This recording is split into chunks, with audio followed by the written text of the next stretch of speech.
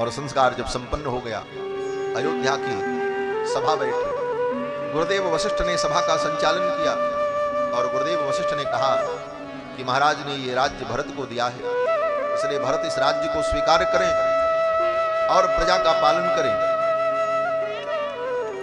तभी महाराज दशरथ के वचन पूर्ण होंगे। मां कौशल्या ने भी समर्थन कर दिया। मां कौशल्या ने कहा, पूत पथ्य गुरु आयसु अहै, हे पुत्र, गुरुदेव जो कह रहे हैं यही उचित है और तुम इस राज्य को स्वीकार करो। गुरुदेव वशिष्ठ ने कहा कि राय राजपद तुम कह दीना, महाराज ने ये राजपद तुमको दिया, इसलिए स्वीकार कर लो, इसमें कोई दोष नहीं। भरत जी ने सबकी बात सुन ली और अंत में भरत जी ने कहा, अब मैं जो कहना चाहता हूं, पिताजी ने राज्य मुझे दिया, मन से नहीं दिया, धर्म संकट में उन्हें डाल करके उनसे ये कराया गया, ये उनका अभिमत नहीं था। और दूसरी बात, ये वंश की परंपरा के विरुद्ध है। तीसरी बात, इस राज्य को अगर मैं स्वीकार कर लूंगा तो यह राज्य फिर प्रभु श्री राम के योग्य नहीं होगा। भगवान श्री राम मर्यादा पुरुषोत्तम है, वह अपने अनुज के द्वारा भुक्त भोग को, राज्य को पुनः स्वीकार करेंगे, ये मर्यादा नहीं। राम जी के आने की, प्रभु श्री राम के लौटने की जो आशा है वो आशा भी समाप्त हो जाएगी, इसलिए मैं इस राज्य को स्वीकार नहीं करूंगा। और पिताजी ने राज्य मुझे दिया, राय राजपद तुम कह दीना। गुरुदेव वशिष्ठ ने कहा, ये राजपद गुरुजी ने, पिताजी ने तुमको दिया है। तो भरत जी ने कहा, पिताजी ने मुझे राजपद दिया है, राय राजपद, ये राजपद पिताजी ने हमको दिया है। और राजपद का अर्थ क्या है? बोले राजा का पद, और राजा तो राम जी ही है, राजा तो राम जी हैं, उन्हें राम जी के चरण मुझे दिया है, राम जी के चरणों की पद सेवा मेरे पिता ने मुझे दी। मैं तो यही अर्थ समझ रहा हूं। और मेरे हृदय को तभी शांति होगी जब मैं रघुनाथ जी के चरणों का दर्शन करूं। देखे बिनु रघुनाथ पद जिय की जननी। इसलिए मेरा मंतव्य तो यही है कि हम सब लोग यहां से चित्रकूट चले और चलकर प्रभु श्री राम को, भैया राम को मना करके हम लोग लेकर के आए, उनका राज्याभिषेक हो, प्रजा आनंदित हो, सबका दुख दूर, ये कलंक मिट जाए अयोध्या का। और अगर वो आने को तैयार न हो तो वहीं उनका राज्याभिषेक कर दिया जाए, राज्याभिषेक की सारी सामग्री यहां से लेकर के चले। भरत जी के इस वचन को सुन करके अयोध्या के लोग रो पड़े। धन्य है भरत, जिनकी भावना इतनी पवित्र है, दिव्य है, हम लोग इन्हें अपराधी समझ रहे। अयोध्यावासी भरत के इस चरित्र को देखकर गदगद हो गए, रो पड़े। सबने कहा, भरत जो कहते हैं यही करने में भलाई है, और हम सब चलेंगे, प्रभु श्री राम को मना करके अयोध्या लेकर के आएंगे। भरत जी चलने को जब तैयार हो गए तो सब लोग चलने को तैयार हैं। अब तो महाराज अयोध्या से भरत जी की यात्रा चल रही है, और एक विशेषता इस भरत यात्रा की, इसमें सबसे आगे कौन चल रहा है? बोले सबसे आगे महारानी केकई चल रही है। जिन केकई ने राम को वन भेजा है, वही केकई इस यात्रा में राम जी को मनाने के लिए सबसे आगे जा रहे हैं। महर्षि वाल्मीकि कहते हैं, कैकेयी च सुमित्रा च कौशल्या च यशस्विनी रामानयन संतुष्टा। रामानयन संतुष्टा, भरत राम को लेकर के आएंगे, राम का आनयन होगा। इससे तीनों माताओं को प्रसन्नता हुई, और तीनों माताओं में कौशल्या का नाम वाल्मीकि जी ने पहले नहीं लिया, पहले केकई का नाम लिया। केकई च सुमित्रा च कौशल्या च यशस्विनी रामानयन संतुष्टा ययुर्याने न भास्वता। यान में बैठकर, पालकी में बैठकर सबसे पहले आगे मां केकई चलती हैं। कुछ लोग जो थे, सब प्रकार के लोग समाज में होते, कुछ लोगों ने आपस में कानाफूसी की कि जिसके कारण इतना बड़ा अनर्थ हुआ, महाराज का मरण हुआ, प्रभु श्री राम का वन गमन हुआ, वही केकई। वो शब्द मैं नहीं कहूंगा, लोगों ने बहुत सारे कटु शब्द कहे महारानी केकई के लिए, कि वह अमंगल रूपा केकई आगे आगे चल रही, इस यात्रा में इनको आगे चलना चाहिए। क्या इस यात्रा को भी अमंगल बनाने के लिए ये आगे चल रही हैं, जिन्होंने संपूर्ण अयोध्या को दुख के सागर में डुबो दिया। आपस में लोग जब इस प्रकार की कानाफूसी करने लगे, महारानी केकई ने सुन लिया। यान में बैठे महारानी केकई अपने यान से उतर गई और उन्होंने कहा, संसार के सभी लोग भरपेट गालियां दे दो मुझे, मुझे संतोष है, लेकिन जिस राम को मैंने वन भेजा है वो राम मुझे कभी गाली नहीं देगा, ये मुझे विश्वास है। और मैंने अपने राम को वन भेजा है और मैं अपने राम को लेने के लिए जा रही हूं, इसलिए मेरे और राम के बीच में किसी की वार्ता मुझे स्वीकार्य नहीं। बड़े ही गंभीर वाणी में महारानी केकई ने कहा। सब लोग स्तब्ध हो गए, चुप। वास्तव में महारानी केकई ने जो भूमिका निभाई है रामायण में, ऐसी भूमिका किसी की नहीं। रामायण में जितने पात्र हैं सबका चरित्र अद्भुत है। किसी का चरित्र वंदनीय है, किसी का चरित्र निंदनीय है। रावण का चरित्र निंदनीय है, राम जी का चरित्र वंदनीय है, लेकिन महारानी केकई का चरित्र निंदनीय भी है और वंदनीय भी। ऐसा चरित्र, उभय विध चरित्र है महारानी केकई। महारानी केकई को प्रभु श्री राम ने कभी दोषी नहीं माना। भगवान श्री राम तो कहते हैं, मेरी मां केकई को जो दोष देगा उससे बड़ा अज्ञानी और मूर्ख तो कोई होगा नहीं। दोष दे जन नीजड़ते, दोष दे जन नीजड़ते, जिन गुरु साधु सभा नहीं से, जिन गुरु साधु सभा नहीं से। दोष दे जन नीजड़ते, दोष दे जन नीजड़ते, जिन गुरु साधु सभा नहीं से, जिन गुरु साधु सभा नहीं से। भगवान कहते हैं, जिन गुरु साधु सभा नहीं से, जिसने गुरु के चरण में बैठकर, संतों के चरण में बैठकर सत्संग नहीं किया है, वही व्यक्ति मेरी मां केकई को दोष देगा। महारानी केकई को अगर कोई दोष दे तो भगवान राम की दृष्टि में वो अपराधी हो जाए, चाहे वो लक्ष्मण ही क्यों न हो। हाँ, लक्ष्मण से ज्यादा प्रिय राम जी को कौन हो। लक्ष्मण जी भगवान के प्राण हैं, वही प्राण इवापर रामस्य दक्षिणो बाहु, वाल्मीकि जी कहते हैं। लेकिन वे लक्ष्मण जो प्राण से भी ज्यादा भगवान को प्रिय,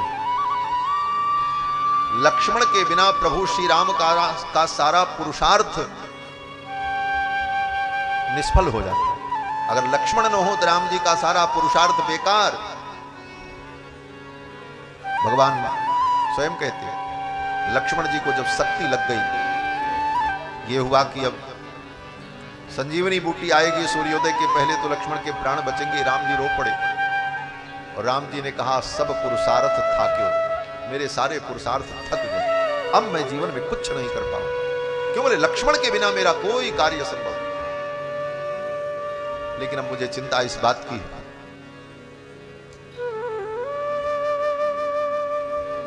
कि मेरे विभीषण का क्या है। लक्ष्मण के भरोसे मैंने विभीषण को लंका का राजा घोषित कर दिया, लेकिन अब लक्ष्मण ही मेरा नहीं रहा, तो मेरा यह संकल्प कैसे पूरा हो। वही है काह विभीषण की गति, सोच रही भर छाती। मेरा पुरुषार्थ थक गया, अब मैं जीवन में कुछ नहीं कर पाऊंगा। वो लक्ष्मण जिनके बिना राम जी का जीवन संभव नहीं, वे लक्ष्मण भी अगर महारानी केकई के विपरीत बोल दें तो भगवान को सहन नहीं होता। गोदावरी के तट पर पंचवटी में लक्ष्मण जी ने केवल इतना ही कहा कि भैया, मैंने सुना है कि पिता के सारे गुण बेटी में आते हैं और मां के सारे गुण पुत्र में आते हैं। यह नैसर्गिक नियम है, लेकिन इस नियम के विपरीत भरत के साथ हुआ। क्या हुआ? लक्ष्मण जी कहते हैं भैया भरत में मां के एक भी गुण नहीं आए, पिता के ही सारे सद्गुण आए। ये लक्ष्मण जी ने कहा गोदावरी के तट पर पंचवटी में। इस वाक्य में भरत जी की प्रशंसा है, लेकिन छुपे तौर पर महारानी कैकेयी की थोड़ी आलोचना भी है। यही तो है। लक्ष्मण जी कहते मां के एक भी गुण भैया भरत में नहीं आए, पिता के ही सारे सद्गुण आए। इसका मतलब मां के गुण जो हैं वो अच्छे नहीं है और वो भरत में नहीं आए। भरत में जो अच्छे गुण आए वो सब पिताजी के।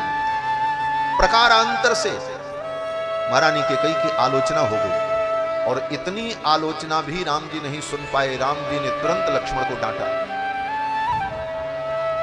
भगवान कहते हैं लक्ष्मण, अगर तुम्हें बोलना नहीं आता तो चुप रहो। राम जी ने कहा नते मध्यमां बातात गर्हितव्या कदाचन। हे लक्ष्मण, नते मध्यमां बातात गर्हितव्या कदाचन। मेरी जो मध्यमांबा है, मझली मां है, मां कैकेयी, उनकी आलोचना करने का अधिकार तुमको नहीं है। तुम ऐसा नहीं कह सकते। और अगर तुम्हें बोलने का मन है, तुमसे चुप नहीं रहा जाता, तो अगर बोलने का ही मन है तो मेरे भाई भरत की कथा मुझे सुनाओ, कोई अच्छी बात सुनाओ। तमेवं इक्ष्वाकुनाथस्य भरतस्य कथां कुरु। इक्ष्वाकु कुल के नाथ जो भरत हैं उनकी कथा मुझे सुनाओ। मेरी मां कैकेयी की आलोचना मत करो। भगवान राम को सहन नहीं हुआ, डांट दिया लक्ष्मण ने। वो महारानी कैकेयी, इसलिए महारानी कैकेयी को विश्वास है मेरा राम मुझे गाली नहीं देगा, दुनिया कुछ भी कहे। और सच पूछो तो ये मां बेटे की मिली भगत थी। दशरथ जी महाराज जब राजा बनाने की घोषणा करते तो महारानी कैकेयी ने राम जी को एकांत में बुलाया, कहा राम, पिताजी कल तुमको राजा बनाने जा रहे हैं, तुम क्या चाहते हो, राजा बनोगे? राम जी ने कहा मां आप क्या चाहते हैं? महारानी कैकेयी ने कहा बेटा मैं चाहती हूं तुम राजा बनो, लेकिन जैसे दुनिया में सारे राजा हुए ऐसे राजा के रूप में मैं तुमको नहीं देखना चाहती। मैं किस रूप में देखना चाहती?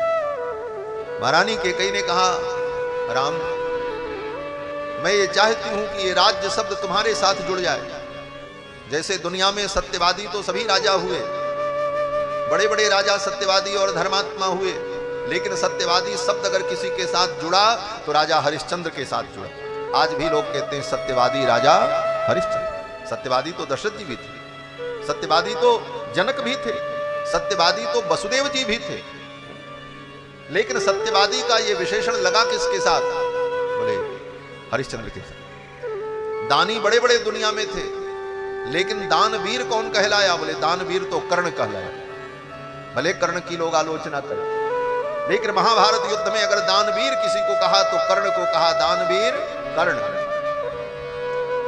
दान तो युधिष्ठिर भी करते थे, बड़े बड़े राजा दानी थे,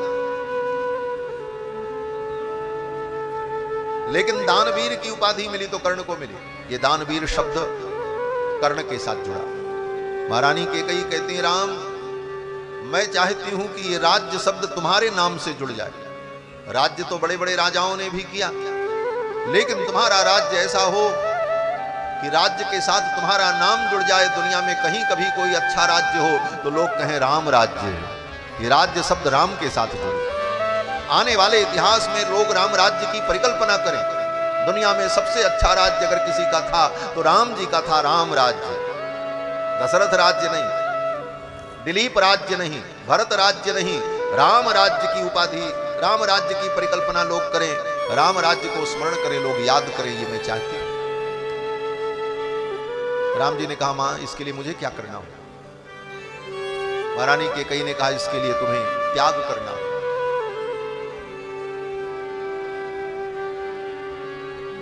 क्या त्याग करना होगा? महारानी कैकेयी ने कहा जब तक तुम अपने प्रजा के दुख को, उनकी समस्याओं को जानोगे नहीं, उनके बीच में जाकर के उनके दुख को, उनकी समस्याओं को समझोगे नहीं, तब तक तुम अपनी प्रजा को सुख नहीं दे सकते। महल में रहकर महल के सुख को भोग कर प्रजा के दुख को कौन जान सकता है? प्रजा के दुख को जानने के लिए उनके बीच में जाकर साधारण जीवन व्यतीत करते हुए तुम्हें ये सब अनुभव करना पड़ेगा। और उनके दुख की निवृत्ति कैसे होगी, उस दुख को दूर करने के बाद तब आकर के सिंहासन पर बैठ करके राज्य का पालन करोगे तो तुम्हारा राज्य सर्वोत्तम राज्य हो। ये मैं चाहती हूं। प्रजा के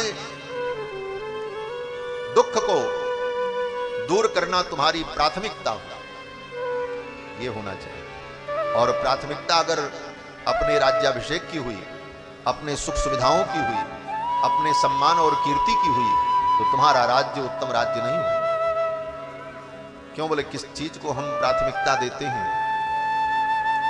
उसी का महत्व होता है। महारानी कैकेयी ने कहा, राम, इसी वंश में बड़े बड़े राजा हुए, दिलीप हुए, अंशुमान हुए। इन सब ने जाकर के, बड़े बड़े राजाओं ने गंगा को प्रकट करने के लिए तप किया, लेकिन गंगा किसी की तपस्या से नहीं है, भगीरथ की तपस्या से ही गंगा है। भगीरथ के पहले उनके पिता ने तप किया, उनके बाबा ने तप किया, लेकिन उनके तप से गंगा नहीं आई। भगीरथ के तप से ही गंगा क्यों आई? कारण था, बोले इनके पिता पितामह पहले राजा बनते, राजा बनकर के राज सुख भोगते और फिर वृद्धावस्था में गंगा को प्रकट करने के लिए तप करने जाते। गंगा ने भी सोचा इनकी दृष्टि में मेरा अवतरण महत्वपूर्ण नहीं, मेरा अवतरण तो इनके लिए सेकेंडरी है, प्राथमिकता इनके लिए राजसुख है, इसलिए मेरे जाने का कोई प्रयोजन नहीं है। भगीरथ के पिता भी गंगा को नहीं ला पाए, उनके पितामह भी नहीं ला पाए। भगीरथ ने विचार किया, जब भगीरथ के राजा बनने का समय आया तो भगीरथ ने कहा, मैं राजा बाद में बनूंगा, पहले गंगा का अवतरण करूं। मेरी प्राथमिकता है कि पहले गंगा पृथ्वी पर आवे, राजा मैं बाद में बन जाऊंगा। और राज्य मंत्रियों को सौंप दिया और चले गए गंगा को प्रकट करने के लिए, और तप किया, गंगा आ गई।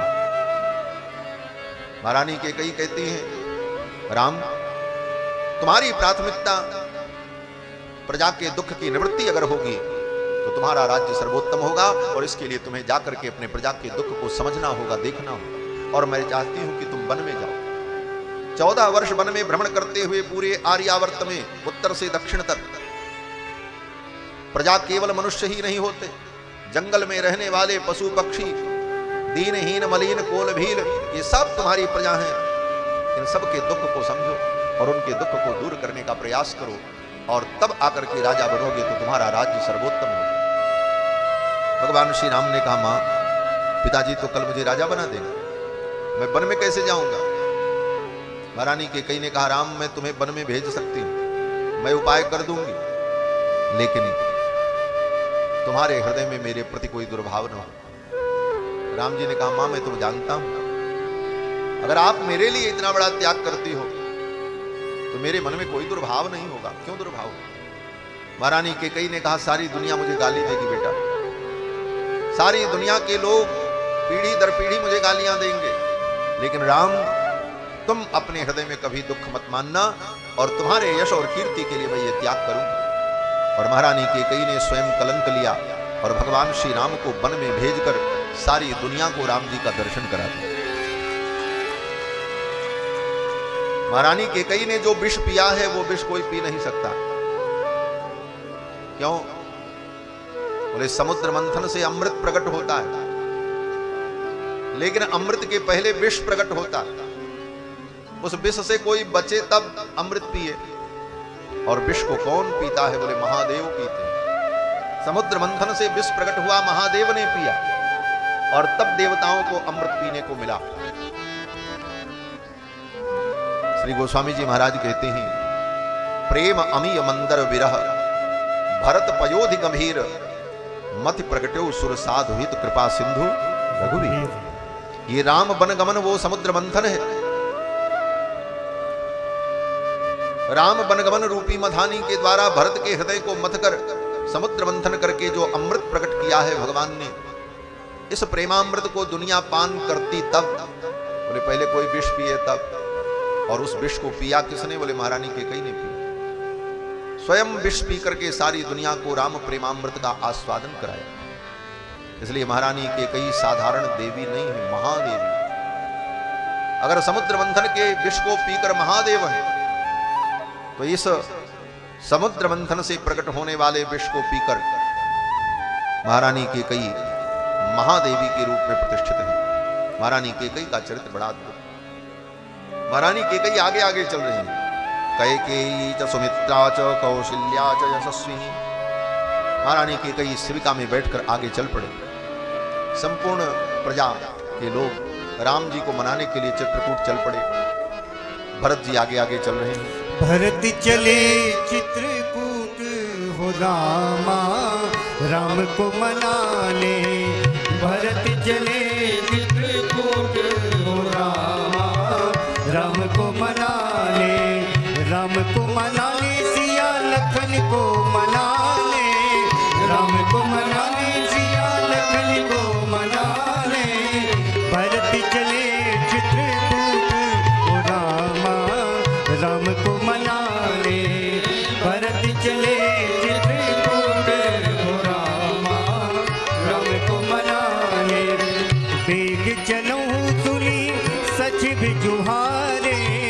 बेग चलो सुनी सच जुहारे।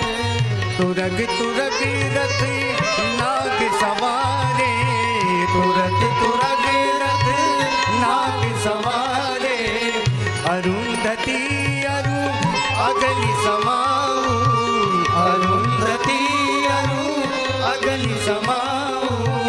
रथ चढ़ी चले प्रथम मुनि राऊ। रथ चढ़ी चले प्रथम मुनि राऊ। भरत चले चित्रकूट हो रामा राम को मनाने। भरत चले चित्रकूट हो रामा राम को मनाने। विप्र वृंद चढ़ी वाहन नाना। विप्र वृंद चढ़ी वाहन नाना। चले सकल तप तेज निधाना। चले सकल तप तेज निधाना। नगर लोग सब सज सज जाना। नगर लोग सब सज सज जाना। चित्रकूट कहा कीन पयाना। चित्रकूट कहा कीन पयाना। भरत चले चित्रकूट रामा राम को मनाने। भरत चले चित्रकूट रामा राम को मनाने। राम को मनाने सिया लखन को मनाने। राम को मनाने सिया लखन को मनाने। भरत चले चित्रकूट हो रामा राम को मनाने। भरत चले चित्रकूट हो रामा राम को मनाने। भरत चले चित्रकूट हो रामा राम को मनाने। राम को मनाने सिया लखन को मनाने। बोलो श्री सीतारामचंद्र भगवान की जय। श्री भरत जी महाराज चित्रकूट के लिए चल पड़े। श्रृंगवेरपुर पहुंचते हैं। निषाद राजगुरु ने भरत के ऊपर संदेह किया। बाद में अनुभव हुआ कि नहीं, भरत का भाव तो पवित्र है। फिर निषाद राजगुरु ने भरत जी की और उनके परिजनों की सारी व्यवस्था की, गंगा पार किया। भरत जी अपने परिजनों के सहित गंगा पार करके तीर्थराज प्रयाग पहुंचे। भरद्वाज मुनि ने बड़ा अद्भुत स्वागत किया। भरद्वाज मुनि ने भरत जी के स्वागत के लिए जो व्यवस्था की, स्वर्गीय सुख। जितने लोग आए थे अयोध्या से, सबके लिए अलग अलग कक्ष, सबके लिए अलग अलग सेवक। कितने सेवक बोले? एक व्यक्ति के ऊपर 7-8 सेवक। सप्त अष्ट च अर्थात 8-7 15। एक एक व्यक्ति पर 15-15 सेवक। और जो राजकीय व्यवस्था भरद्वाज जी ने की, आप कहोगे भरद्वाज जी महात्मा एक कुटी में रहने वाले, इतनी बड़ी व्यवस्था भरद्वाज जी ने कैसे की? तो भरद्वाज जी ने अपने तपोबल से की। अपने यज्ञ कुंड में उन्होंने आहुति प्रदान की और देवताओं का आवाहन किया और कहा कि मेरे द्वार पर अयोध्या के युवराज भरत अपने परिकरों के सहित आ रहे हैं, मुझे उनका आतिथ्य करना है। और अतिथि की पूजा ये परम धर्म है। शास्त्र कहता है, वेद कहता है, मातृ देवो भव, पितृ देवो भव, अतिथि देवो भव। अतिथि भी देव। भरद्वाज मुनि ने कहा मुझे अपने अतिथि की सेवा करनी है, आतिथ्य करना है और उत्तम से उत्तम व्यवस्था प्रकट हो और तप बल से, संकल्प के बल से सारी व्यवस्था प्रकट हो। भरत जी का दरबार लग गया हमारा। भरत जी राजा हैं, इनके दरबार में गाने के लिए, नाचने के लिए नर्तकियां बुलाई भरद्वाज जी ने स्वर्ग से। स्वर्ग के गंधर्व आए वाद्य बजाने के लिए। भरद्वाज मुनि ने नारद जी को, तुम्बरु को, नारदस्तुम्बरुर गोप प्रभया सूर्यवर्चसः एते गंधर्व राजानो भरतस्याग्रतो जगुहु। भरत जी जब प्रयाग में बैठे तो भरत जी के सामने नारद और तुम्बरु और गोप,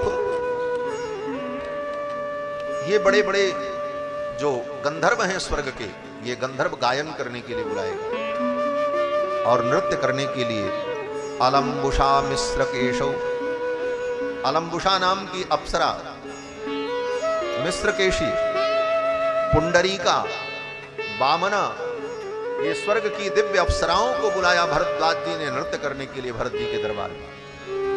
ऐसी राजसी ठाट व्यवस्था भरद्वाज जी ने अपने तपोबल से प्रकट की। अयोध्यावासी देख करके दंग रहे। साहब खूब आराम से ठाट से सब लोग विश्राम कर रहे थे। वाल्मीकि जी लिखते हैं कि अयोध्यावासियों ने भरद्वाज जी की इस व्यवस्था को जब देखा तो आपस में क्या कहने लगे। अयोध्यावासियों ने कहा ये तो बड़ी अच्छी जगह है भाई, अब कहीं जाने की जरूरत नहीं है। नैवायोध्याम गमिष्यामो, अब तो हम अयोध्या भी लौट के नहीं जाएंगे। और न गमिष्यामि दंडकान, और आगे दंडकारण्य भी जाने की जरूरत नहीं है। राम जी जहां हैं वहीं ठीक है, हम लोग यहां ठीक है। ऐसी सुंदर व्यवस्था फिर कहां मिलेगी। अब तो ना हम अयोध्या लौट करके जाएंगे और ना आगे दंडकारण्य जाएंगे। भरत जी को जहां जाना हो जाएं और राम जी को जहां रहना हो रहें, हम तो यहीं रहेंगे। कुछ क्षण के लिए भगवान की ये माया भौतिक सुख में ऐसा डुबोई उन अयोध्यावासियों को, कुछ क्षण के लिए राम जी को भी भूल गए मारे। भगवान की माया बड़ी विचित्र है। भगवान की माया का पार पाना कठिन है। वही अयोध्यावासी जो राम के लिए अपने प्राणों को त्यागने को तैयार, प्राण होते प्रिय लागहि सब कहा राम कृपाल, वही अयोध्यावासी भरद्वाज जी के सेवा सत्कार को देखकर, स्वर्गीय सुख को पाकर राम जी को भी भूल गए। ठीक है, राम जी जहां रहे ठीक रहे, और भरत जी को जहां रहना हो रहे, हम तो यहां रहे। ये चकाचक आनंद कहां मिलेगा दोबारा। ये भगवान की माया का चमत्कार। भगवान की माया बड़ी ठगनी है, ये सारे जगत को ठग लेती है माया। माया महा ठगिन में जाना। और ये करती क्या है? और ये माया सत्य को असत्य के रूप में दिखाकर, दुख को ही सुख के रूप में दिखाकर जीव को भ्रम में डाल देती है। और इसी भ्रम में पड़ करके जीव घूमता रहता है और भगवान को भूल जाता है। और ये सारे जग को नचाती है माया। सब जग को रही नचाए हरि माया जादूगरनी। सब जग को रही नचाए हरि माया जादूगरनी। हरि माया जादूगरनी, हरि माया जादूगरनी। हरि माया जादूगरनी, हरि माया जादूगरनी। अति अद्भुत खेल रचाए हरि माया जादूगरनी। अति अद्भुत खेल रचाए हरि माया जादूगरनी। सब जग को रही नचाए हरि माया जादूगरनी। सब जग को रही नचाए हरि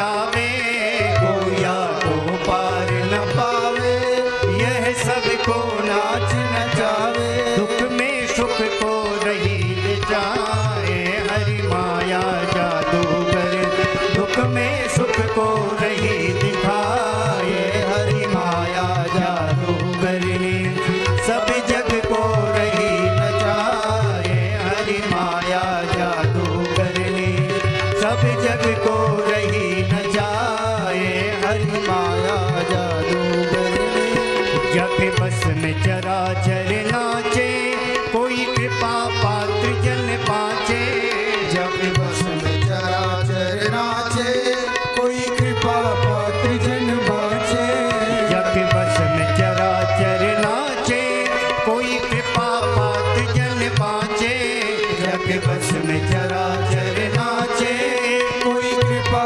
पात्र जन बाचे, जेहि सतगुरु जेहि सतगुरु जेहि सतगुरु ले ही बचाए, हरि माया जादूगर ने जेहि सतगुरु ले ही बचाए, हरि माया जादूगर ने सब जग को रही नचाए, हरि माया जादूगर ने सब जग को रही नचाए, हरि माया जादूगर ने जब पंथ न कोई सूझे, तब जाए गुरु जिस पूछे, जब पंथ न कोई सूझे, तब जाए गुरु जिस पूछे, जब पंथ न कोई सूझे, तब जाए गुरु जिस पूछे, जब पंथ न कोई सूझे, तब जाए गुरु जिस पूछे, बचबे को ओ बचबे को ओ बचबे को कौन उपाए, हरि माया जादूगर ने बचबे को कौन उपाए, हरि माया जादूगर ने सब जग को रही नचाए, हरि माया जादूगर ने सब जग को रही नचाए, हरि माया जादूगर ने भगवान की माया सबको नचाती है। तो बचने का उपाय क्या है? बोले सदगुरु के पास जाकर उपाय पूछ लो। और उपाय क्या है? बोले उपाय भगवान का नाम है। बस भगवान का नाम लेते रहो और भगवान की करुणा का अनुसंधान करो। माया से बचने का और दूसरा कोई उपाय नहीं। जो राम नाम नित बोले, सोया सो निर्भय डोले, जो राम नाम नित बोले, सोया सो निर्भय डोले, जो राम नाम नित बोले, सोया सो निर्भय डोले, जो राम नाम नित बोले, सोया सो निर्भय डोले, दई गुरुवर दई गुरुवर दई गुरुवर वेल बताए, हरि माया जादूगर ने दई गुरुवर वेल बताए, हरि माया जादूगर ने सब जग को रही नचाए, हरि माया जादूगर ने सब जग को रही नचाए, हरि माया जादूगर ने सब जग को रही नचाए, हरि माया जादूगर ने नहीं और काहू बस मेरो, राजेश चरण को चेरो, नहीं और काहू बस मेरो, राजेश चरण को चेरो, नहीं और काहू बस मेरो, राजेश चरण को चेरो, और काहू बस मेरो, राजेश चरण को चेरो, गुरु कृपा गुरु कृपा गुरु कृपा पे बलि बलि जाए, हरि माया जादूगर ने गुरु कृपा पे बलि बलि जाए, हरि माया जादूगर ने सब जग को रही नचाए, हरि माया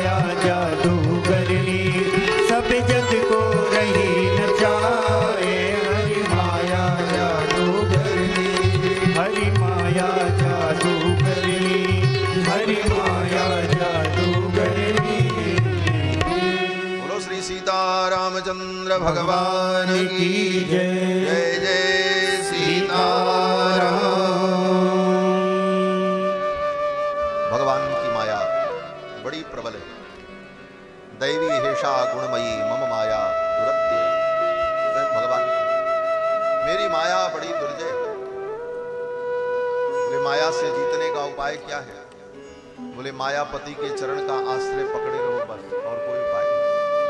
हमारे पूज्य स्वामी जी कहा करते माया क्या है? बोले जाल। जैसे मछुआरा नदी के किनारे तालाब के किनारे खड़े होकर जाल को हाथ में लेकर ऐसे घुमा करके फेंकता है मछलियों को फंसाने के लिए। ये माया का जाल किसका है? बोले मायापति का। जैसे मछुआरा जाल फेंकता है मछली को पकड़ने के लिए। मछुआरा जब जाल फेंकता है तो जो मछलियां भागने का प्रयास करती हैं वो तो फंस जाती हैं, और जो उस मछुआरे के चरणों के पास खेलती रहती हैं वो जाल में नहीं फंसती, क्योंकि जाल वहां गिरता है, यहां नहीं गिरता। उसी प्रकार भगवान की माया के जाल में फंसने वाले वे जीव होते हैं जो भगवान से दूर रहते हैं। जो मछलियां उस मछुआरे से दूर होती हैं वो फंसती हैं, और जो मछुआरे के पैरों के पास खेलती रहती हैं वो नहीं फंसती। इसीलिए गोस्वामी जी कहते हैं सुखी मीन जे नीर अगाधा जिन हरि शरण में एकहूं बाधा। सुखी मीन जे नीर अगाधा, सुखी मीन जे नीर अगाधा, जिमि हरि शरण एकहु बाधा, जिमि हरि शरण एकहु बाधा, जिमि हरि शरण एकहु बाधा, जिमि हरि शरण एकहु बाधा। सुखी मीन जे नीर अगाधा, सुखी मीन जे नीर अगाधा, सुखी मीन जे नीर। भगवान के चरणों का आश्रय हो तो भगवान की माया से जीव बच जाता है, और यही उपाय भगवान ने गीता में भी बताया। अर्जुन ने पूछा आपकी माया बड़ी कठिन है, इससे बचने का उपाय क्या है? आप ही उपाय भी बता दो। माया आपने बनाई, माया आपकी, मैं भी आपका। अब आपकी इस माया से बचने का उपाय भी आप ही बताओ। अर्जुन ने कहा तो भगवान कहते हैं कि मामेव ये प्रपद्यन्ते मायाम एताम तरन्ति ते। भगवान कहते हैं मामेव ये प्रपद्यन्ते, जो मेरी शरण में आ जाएंगे, मायाम एताम तरन्ति ते, मेरी इस माया को वो तर जाएंगे।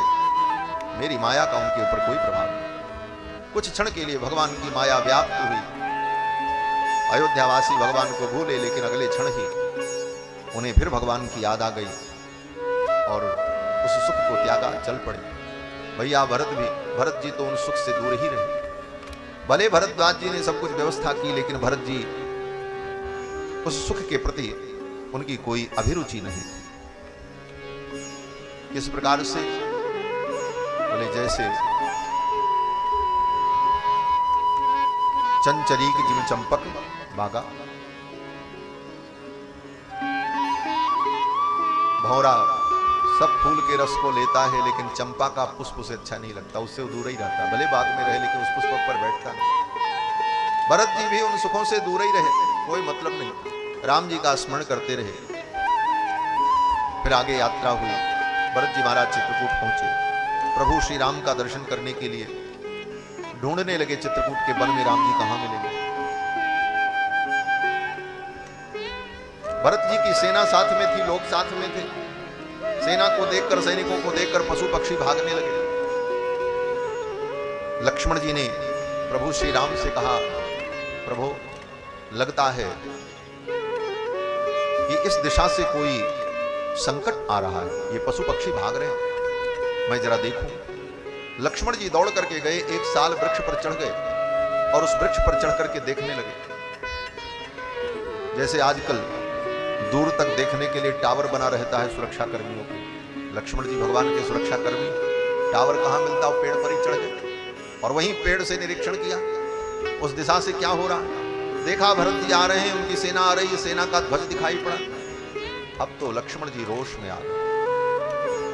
लक्ष्मण जी ने वहीं पेड़ पर बैठे बैठे कहा, प्रभु भरत अयोध्या की सेना लेकर के चित्रकूट आ रहे हैं। क्यों आ रहे हैं? लक्ष्मण जी कहते हैं, भैया आपको और हमको मारने के लिए आ रहे हैं भरत। आवाम हंतुम समभ्येति कैकेय्या भरत सुतः। कैकेयी के पुत्र भरत हमको और आपको मारने के लिए आ रहे हैं। लेकिन हे प्रभु, मेरा संकल्प है आज इस चित्रकूट के मैदान में मैं भरत का वध कर दूंगा। लक्ष्मण जी कहते हैं कि भरतस्य वधे दोषम नाहम पश्यामि राघव। हे रघुनंदन, आज भरत के वध में कोई दोष नहीं है, भरत को मार देने में ही भलाई है। और आज मैं भरत को मार दूंगा, और केवल भरत को ही नहीं,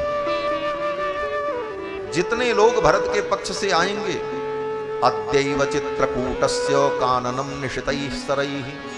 आज ये चित्रकूट का पूरा वन प्रांत मेरे बाणों से आच्छादित हो जाएगा और ये मंदाकिनी की धारा अयोध्या के सैनिकों के रक्त से रंजित हो जाएगा। आज इसका रंग अरुण हो जाएगा। और ससैन्यम भरतम हत्वा, संपूर्ण सेना के सहित भरत को मारकर भविष्यामि न संशयः, मैं कृतार्थ हो जाऊंगा, मेरा प्रयोजन पूर्ण हो जाएगा। लक्ष्मण जी ने इतना कहा, भगवान श्री राम नीचे, लक्ष्मण जी पेड़ पे बैठे बैठे बोल रहे हैं सब, अभी नीचे नहीं उतरे। तो नीचे से राम जी ने कहा, लक्ष्मण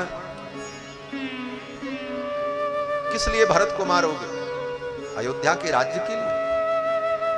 यद द्रव्यम बांधवानां च मित्राणां वा क्षये भवेत। जो द्रव्य, जो धन अपने मित्र बांधव को मारकर, अपने बंधुजनों का संहार करके जो धन जो मिले, जो संपत्ति मिले, नाहम तत्पत गृह्णीयामि, ऐसे धन को मैं ग्रहण नहीं करता, ऐसी संपत्ति में मेरी कोई अभिरुचि नहीं है। यहां तक कि लक्ष्मण, तुम्हारे बिना, भरत के बिना, शत्रुघ्न के बिना अगर मुझे स्वर्ग का भी सुख मिले तो ऐसे स्वर्ग की मैं कामना नहीं करता। भगवान श्री राम ने जब इस प्रकार कहा तो भरत जी चुप। भगवान श्री राम ने कहा, लक्ष्मण भरत क्यों आ रहे हैं? राम जी कहते हैं, लक्ष्मण प्रसाद्य पितरम श्रीमान राज्यम में दातुमागतः। श्रीमान भरत, भरत के लिए श्रीमान शब्द का प्रयोग किया है राम जी ने, बड़ा मधुर शब्द है। वाल्मीकि के इन्हीं शब्दों पर आचार्यों के भाव आकर के अटक जाते हैं और यही वो आनंद लेते हैं। वाल्मीकि जी कहते हैं, राम जी का वचन है कि प्रसाद्य पितरम, पिता को प्रसन्न करके श्रीमान भरत क्यों आ रहे हैं? बोले राज्यम में दातुमागतः, अयोध्या का राज्य मुझे देने आ रहे हैं। ये श्रीमान क्यों कहा भरत को? बोले श्रीमान ऐसे किसी के नाम के आगे लोग लगा देते हैं, श्रीमान अमुक, श्रीमान अमुक, लेकिन श्रीमान वही होता है जो भगवान के चरणों को प्राप्त करने के लिए आगे बढ़ता है, उसको श्रीमान कहते हैं। नोट कर लेना, वही श्रीमान होता है। जो भगवान के चरणों का दर्शन करने के लिए उत्कट अभिलाषा से चल पड़े, उसको श्रीमान कहा जाता है।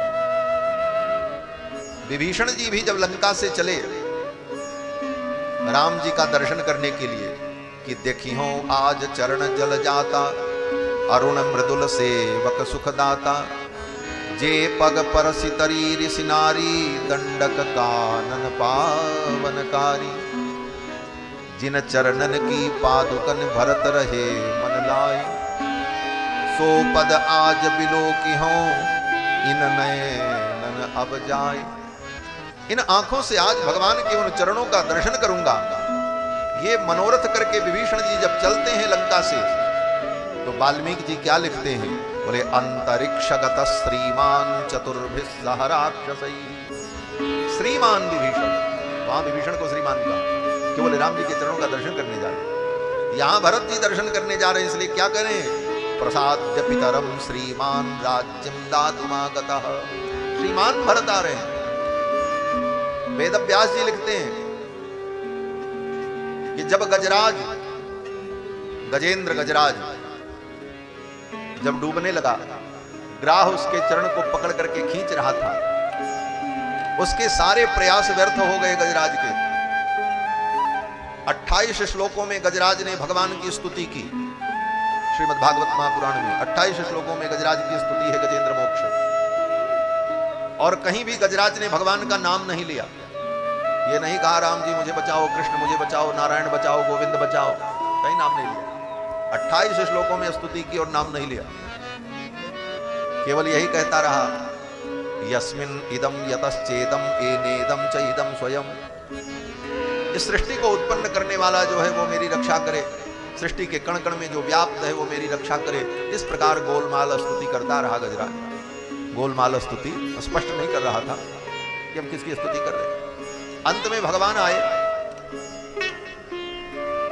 गरुड़ पर बैठकर भगवान आए गजराज की रक्षा करने के लिए। तो गजराज ने जब भगवान को पुकारा, सबकी आशा छोड़ करके भगवान की आशा की और भगवान से प्रार्थना की, भगवान की शरणागति करने लगा गजराज। तो वेद व्यास जी कहते हैं कि सतुनागवर श्रीमान नारायण परायण। सतुनागवर श्रीमान, वहां भी गजराज को श्रीमान कहते हैं। तो श्रीमान का मतलब जो भगवान के चरणारविंद के दर्शन की उत्कट अभिलाषा से विह्वल होकर दौड़ पड़े, रो पड़े, पुकारने लग जाए, उसको कहते हैं श्रीमान। वो श्रीमान। बाकी श्रीमान तो ऐसे ही अपने नाम के आगे कुछ भी लिख लो, अपने से लिख लो, कुछ भी लिख लो, उसका क्या मतलब। भगवान श्री राम कहते हैं प्रसाद्य पितरम श्रीमान राज्यम में दातुमागतः। भरत मुझे राज्य देने आ रहा है। और लक्ष्मण, मुझे आज पता चल गया तुमको राज्य से बहुत प्रेम है। अयोध्या के राज्य के लिए ही तुम बार बार ये सब बातें कहते हो। आने दो मेरे भरत को, मेरा भरत राज्य देने आ रहा है। मैं कहूंगा भरत ये राज्य लक्ष्मण को दे दो। लक्ष्मण को राज्य से बहुत प्रेम है, ये राज्य लक्ष्मण को दे दो, इससे संतोष हो जाए और तुम राज्य ले लेना, हम दोनों भाई जीवन भर वन में रह लेंगे। इस प्रकार जब राम जी ने कहा और बड़े विश्वास से कहा, राम जी ने कहा बक्ष्यामि भरतम दृष्ट्वा राज्यमस्मै प्रदीयताम। भरत के आते ही मैं कहूंगा राज्यमस्मै प्रदीयताम, राज्य लक्ष्मण को दे दो। तो जानते हो लक्ष्मण, मेरा भरत क्या कहेगा? बोले भरत केवल एक शब्द कहेगा, राज्यमस्मै प्रयच्छेति बाढ़मित्येव मंस्यते। बाढ़म इति एव, भरत इतना ही कहेगा, बाढ़म। बाढ़म माने बढ़िया है, बहुत बढ़िया। जैसे कोई व्यक्ति कोई काम कहे तो आप तैयार हो जाओ तो आप यही कहो ठीक है, बढ़िया बढ़िया, अच्छा, यही होगा। उसी प्रकार राम जी कहते मेरा भरत तो यही कहेगा, बाढ़मित्येव, बहुत अच्छी बात है, लक्ष्मण को मैं राज्य देना, तुम राज्य ले लेना। लक्ष्मण जी बड़े संकुचित हो गए, लज्जित हो गए। लक्ष्मण जी तुरंत वृक्ष से उतर करके नीचे आए और इधर श्री भरत जी महाराज अपने परिकरों को पीछे छोड़ करके अकेले ही शत्रुघ्न को साथ लिए हुए ढूंढते ढूंढते ढूंढते उस स्थल पर पहुंच गए जहां राम जी अपनी कुटिया बना करके रहते। दूर से ही भरत जी ने राम जी को देखा। अपने कुटी के द्वार पर तपस्वी वेश में राम जी बैठे हैं। कृष्णाजिन धरम तम तू चीरवल्कलवाससम। काले रंग के मृगचर्म को ही कंधे पर लपेट रखा है राम जी। और ददर्श राममासीनम अभितप्पावकोपमम। अभितप्पावकोपमम, राम जी के चारों तरफ उनके शरीर से मानो तेज निकल रहा है। ऐसे अग्निमय देदीप्यमान प्रभु श्री राम को देखा। पृथिव्या सागरांताया भरतारम धर्मचारिणम। अब एक बार यहां फिर संकेत कर रहे हैं वाल्मीकि जी, ये राम जी कौन है? अखिल कोटि ब्रह्मांड नायक है, सर्वेश्वर है। और भरत जी से कहलवा रहे हैं। भरत जी भगवान को देख करके क्या कहते हैं? बोले पृथिव्या सागरांताया, संपूर्ण पृथ्वी सागर पर्यंत, समुद्र पर्यंत जितनी पृथ्वी भूभाग, भरतारम धर्मचारिणम, संपूर्ण पृथ्वी के जो स्वामी है भरतारम। ये पृथ्वी के भरता कौन है? भरतारम का कई अर्थ होता है। भरतारम माने भरण पोषण करने वाला, और भरतार माने पति। इसीलिए संस्कृत में भरतार कहते हैं, हिंदी में भतार कहते हैं, गांव की भाषा में लोग कहते हैं भतार। संस्कृत का शब्द है भरतार, भरतार माने पति। तो समुद्र से और समुद्र पर्यंत संपूर्ण पृथ्वी के पति कौन है? बोले भगवान है। ये भूदेवी भगवान की पत्नी है। इसलिए कह रहे हैं वाल्मीकि जी, भरतारम धर्मचारिणम उपविष्टम महाबाहुम ब्रह्मांडमिव शाश्वतम अभ्यधावत धर्मात्मा। श्री भरत जी महाराज राम जी को देख करके अभ्यधावत दौड़ पड़े, और दौड़ते हुए जा रहे हैं। क्या कहते हुए?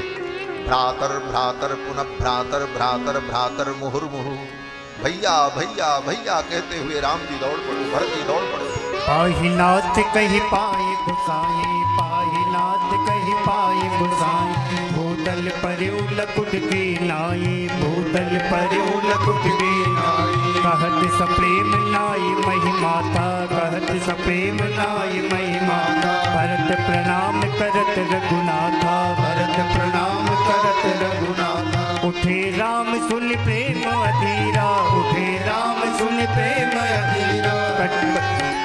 कहूँ पट कहूँ निसंग धनु तीरा, कहूँ पट कहूँ निसंग धनु तीरा। परवश लिए उठाई उरे लाए कृपा निधान, परवश लिए उठाई उरे लाए कृपा निधान।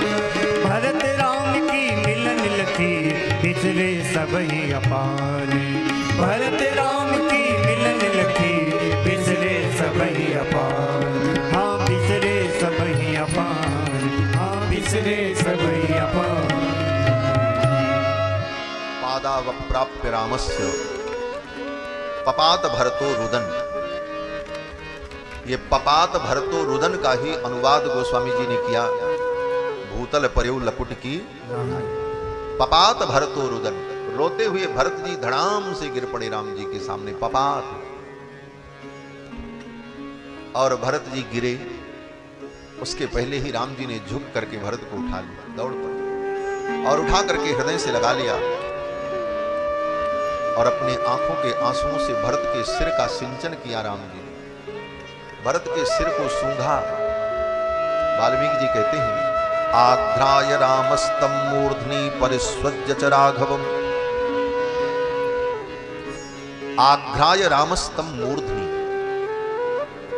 भरत के मस्तक का घ्राण किया राम जी ने। यह स्नेह प्रदान करने की विधि, अपने से छोटों को, छोटे भाई को, अपने बेटे को, नाती पोते को प्रेम प्रदान करने की, आशीर्वाद प्रदान करने की वैदिक सनातन परंपरा के अंतर्गत यह विधि है कि बच्चे के मस्तक को पकड़कर सूंघ लेना चाहिए।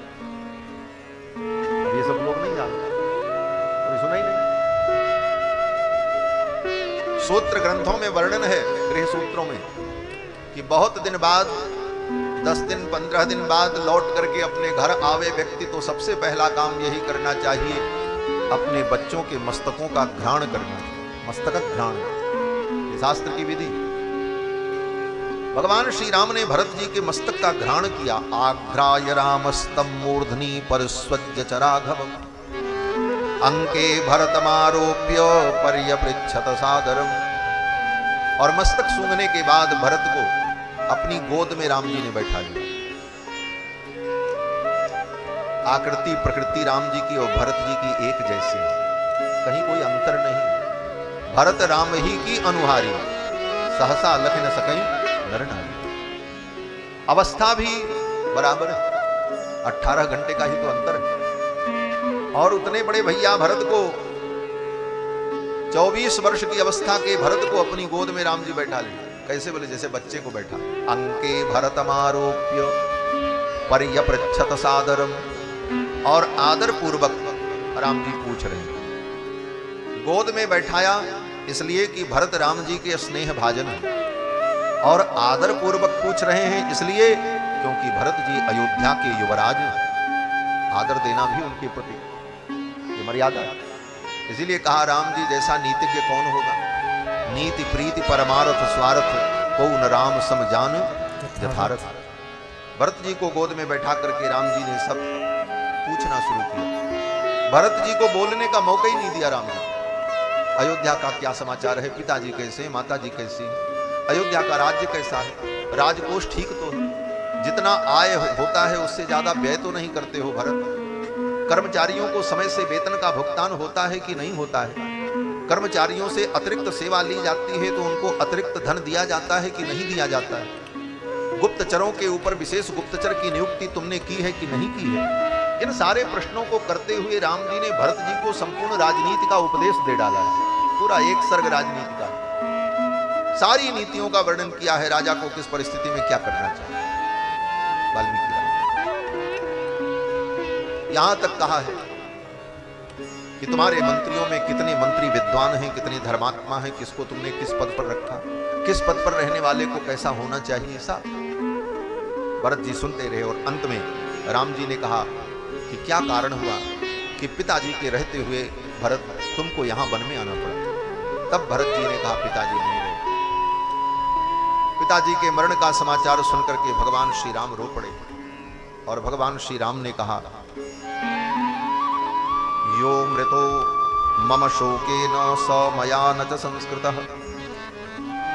जो मेरे पिता मेरे शोक में मर गए, मेरे शोक में जिन्होंने अपने प्राणों का त्याग कर दिया, ऐसे पिता को मैं अग्नि भी नहीं दे सका, उनका मैं अंतिम संस्कार भी नहीं कर सका। यह कहकर राम जी रोए हैं खूब। कभी जानकी जी को पकड़ करके रोते, कभी लक्ष्मण को पकड़ करके रोते। जानकी जी को पकड़ करके रोते हुए राम जी कहते हैं सीते मृतस्ते स्वसुरः। हे सीते तुम्हारे ससुर मर गए, पितृहीनोऽसि लक्ष्मण। हे लक्ष्मण तुम्हारे पिता मर गए, तुम पिता से हीन हो चुके हो लक्ष्मण। ऐसा कहकर राम जी ने करुण क्रंदन किया और रोने के बाद भगवान श्री राम ने कहा लक्ष्मण मुझे ले चलो मंदाकिनी के तट पर, मैं अपने पिता को जलदान करूंगा, पिंडदान करूंगा।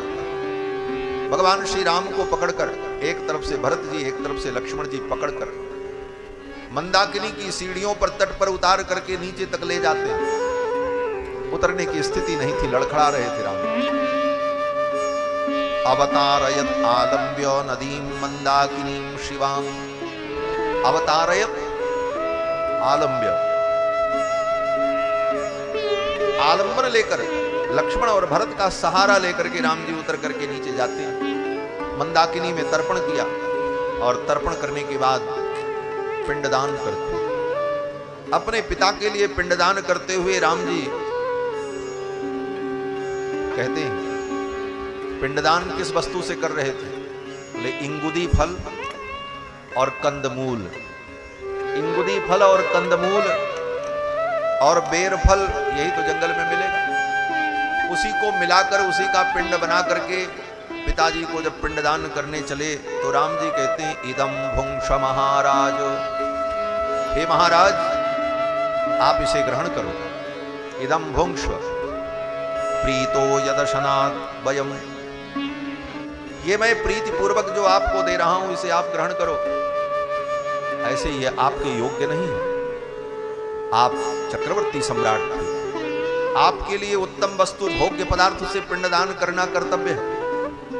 लेकिन आज मैं जंगल में रहता हूं, मैं भी यही खाता हूं, और जो व्यक्ति जो ग्रहण करता है उसके देवता और पितृ भी वही ग्रहण करते हैं। यदन्नः पुरुषो भवति तदन्नास् तस्य देवता। राम जी कहते हैं जो व्यक्ति जदन्न होता है उसके देवता तदन्न होते हैं, अर्थात जिस वस्तु को हम खाते हैं हमारे देवता भी उसको ग्रहण करते हैं। इसका मतलब बोले आप जो ग्रहण करते हो वही अपने इष्ट को समर्पण करो। आप सूखी रोटी खाते हो तो अपने ठाकुर को सूखी रोटी भोग लगाओ, वही ठाकुर जी को अच्छा लगे। कोई जरूरी नहीं है कि मालपुआ भोग लगाओ तभी ठाकुर खाएंगे। अपने लिए जो तुम्हारे पास है वही अपने देवता और पितरों को अर्पण करके विधान को पूर्ण करना चाहिए। राम जी ने पिंडदान किया और पिंडदान करके आए बैठे, सभा बैठी और भरत जी ने रो रो करके सारी बातें कही। कथा बड़ी विस्तृत है। राम जी ने भरत जी को उपदेश किया। सर्वे क्षयांता निचया। ये राम जी का उपदेश एक श्लोक पूरी गीता का मानो सार है। भगवान श्री कृष्ण ने जो 18 अध्याय में कहा है, राम जी ने एक श्लोक में कह दिया। सर्वे क्षयांता निचया। हे भरत, इस दुनिया में जो कुछ है सब क्षयांत है, सबका एक दिन नाश हो जाए, कुछ नहीं रहेगा। ये संसार अनित्य है। पतनांता समुच्छ्रयः। कितनी भी ऊंचाई को पालो, एक दिन तुम्हें नीचे आना पड़ेगा, पतन। संजोगा विप्रयोगांता। संसार में किसी से संजोग हुआ है तो विप्रयोग होगा, छूटना पड़ेगा, छोड़ना पड़ेगा, अलग होना पड़ेगा। मरणांतम च जीवितम। और जीवन मिला है तो मरण भी हो। जीवन का अंत ही मरण से हो, इसलिए मरण भी है। और मृत्यु, राम जी कहते हैं मृत्यु तो व्यक्ति जिस दिन पैदा होता है, मृत्यु उसके साथ पैदा होता है। हम आप जिस दिन पैदा हुए, मृत्यु उसी दिन हमारे आपके साथ पैदा हुई। लोग कहते हैं महाराज उनकी मृत्यु आ गई। बोले आ नहीं गई, आ चुकी है। कहाँ है? बोले आ चुकी है, आएगी नहीं, आ चुकी है। कहाँ है? बोले तुम्हारे साथ बैठी। जिस दिन तुम पैदा हुए उसी दिन तुम्हारी मृत्यु भी तुम्हारे साथ पैदा हुई, और तुम जहां बैठे हो मृत्यु तुम्हारे साथ बैठी। जब चलोगे तो तुम्हारे साथ वो चलेगी, घर जाओगे तो घर जाएगी, बाजार जाओगे तो बाजार जाएगी, साथ ही में रहेगी, वो कहीं इधर उधर नहीं जाती। भगवान श्री राम कहते हैं कि सहैव व्रजति, वो साथ में ही मृत्यु चलती है। सहैव तिष्ठति, जहां व्यक्ति बैठता है वहीं मृत्यु बैठती है। सहैव मृत्युर्व्रजति सह मृत्युर्निषीदति। व्यक्ति बैठता है तो मृत्यु के साथ ही बैठता है, खड़ा होता है तो मृत्यु के साथ, चलता है तो मृत्यु के साथ, मृत्यु साथ में लगी। और ये संसार में एक दूसरे का मिलन, एक दूसरे से मिलना, ये क्या है? तो राम जी कहते हैं कि यथा काष्ठम च समेयाताम महार्णवे। एक लाइन में कितना बड़ा ज्ञान भगवान दे रहे हैं। संसार को इस दृष्टि से देख लोगे, वैराग्य हो जाएगा। कितनी भी दुनिया में दोस्ती कर लो, यारी कर लो, प्रेम कर लो, एक दूसरे के लिए समर्पित बन करके जी लो, लेकिन संसार का ये मिलन कैसा है? राम जी कहते हैं यथा काष्ठम च समेयाताम महार्णवे। जैसे बड़ी नदी में, महा नदी में विशाल नदी प्रवाहित हो रही हो, और उस वर्षा ऋतु में उस नदी में मोटी मोटी लकड़ियां टूट टूट करके जंगल से गिर करके बह रही हैं। बहते बहते दोनों लकड़ियां आई, एक में सट गई।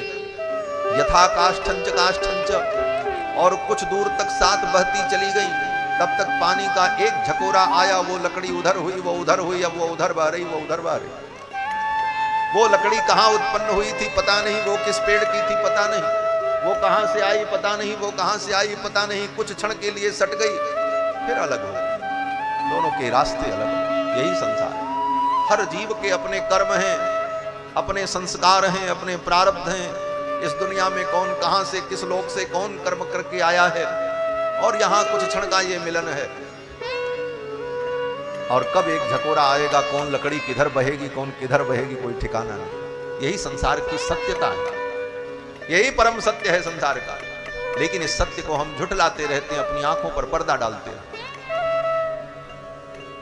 और बाद में फिर हम ही दुखी होते हैं, और छूटना तय है महाराज। ये संसार का मिलन क्षणिक है, इस मिलन के भरोसे न रहना।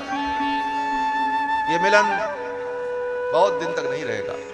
इसलिए अपनी आत्मा को, अपने मन को, व्यक्ति को समझा करके रखना चाहिए। भगवान राम ने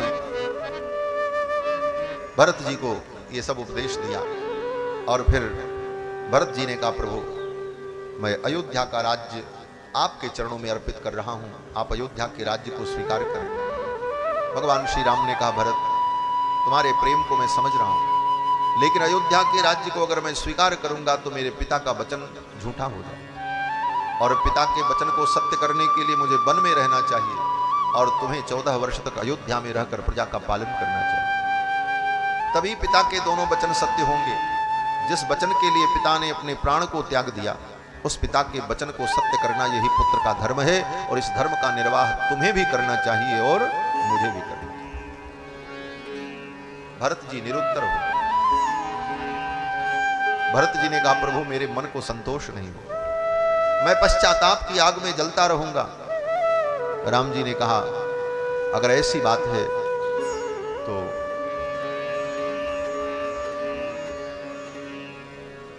तुम जो कहो, तुम्हारे मन के संतोष के लिए मैं वो करने को तैयार हूं।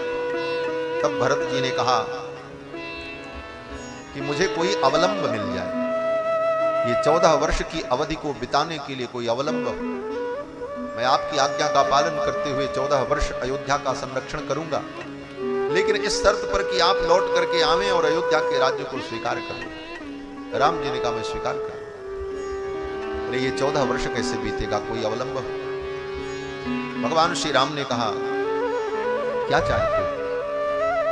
तुरंत भरत जी ने इशारा किया। सेवकों ने लाकर के स्वर्ण मंडित पादुका सामने रखी। भरत जी ने उन पादुकाओं को राम जी के चरणों के पास रखा और कहा कि अधिरोहार्य पादाभ्याम पादुके हेम भूषिते।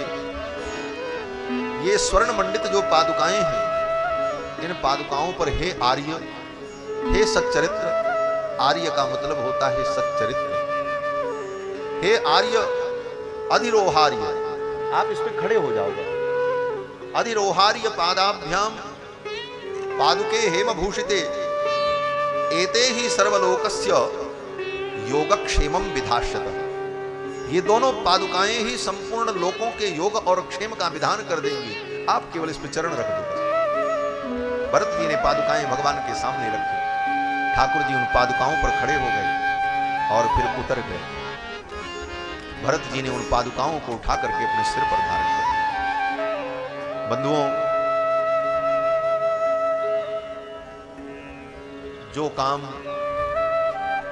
द्वापर युग में भगवान श्री कृष्ण करते हैं, वो काम त्रेता युग में भगवान की पादुकाएं कर देते हैं। बड़ा अद्भुत भाव है। द्वापर युग में भगवान श्री कृष्ण कहते हैं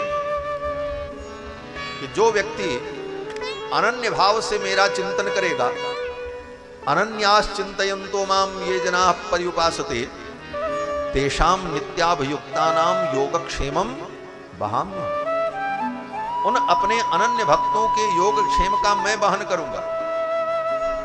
और त्रेता युग में भरत जी क्या कहते हैं? बोले एते ही सर्वलोकस्य योगक्षेमम विधास्यतः। हे प्रभु, आपकी ये पादुकाएं ही संपूर्ण लोक का योगक्षेम वहन करने में समर्थ हैं। द्वापर में जो कार्य भगवान करने के लिए उद्यत होते हैं, त्रेता युग में वो कार्य भगवान की पादुकाओं के द्वारा ही संपादित हो जाता है। ऐसी भगवान की दिव्य पादुका। और वो पादुकाएं, भरत जी ने उन पादुकाओं को उठा करके अपने सिर पर रख दिया। प्रभु करी कृपा पावरी दीनी, सादर भरत शीस धरी, चरण पीठ करुणा निधान। ठाकुर जी के उस चरण पीठ पादुकाओं को मस्तक पर धारण किया। ये भगवान का पादुका अवतार हो गया।